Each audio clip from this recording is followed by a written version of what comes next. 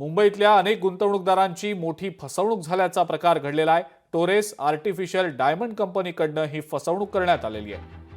दुकानं आता बंद असल्यानं ठेवीदार भयभीत झालेले आहेत। या टोरेस कंपनीच्या मालकावर तत्काळ कारवाई करण्याची मागणी आता ठेवीदारांनी केलेली आहे। माझे मित्र सांगत होते, मी गुंतवणूक केली, म्हटलं मला आता या 13 तारखेला पहिला येणार होता हप्ता। त्यांनी सांगितलं की 11% चालू आहे सध्या, 11% हर हप्त्याला येणार, 52 हप्ते येणार।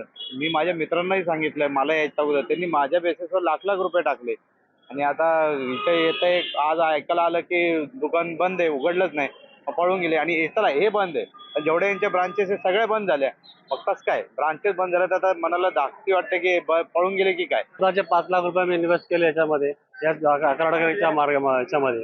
पण मला पण अजून सकाळी कोणी सांगितलं का असं झालंय, मी स्वतः येऊन बघतो स्टोअर बंद आहे। आता एक्झॅक्टली काय आहे ते आम्हालाही माहित नाही, पण आम्हाला आमचे मेहनतीचे पैसे आहेत ते भेटायला पाहिजे। लोकशाही मराठी ऐका, पहा, जागरूक रहा।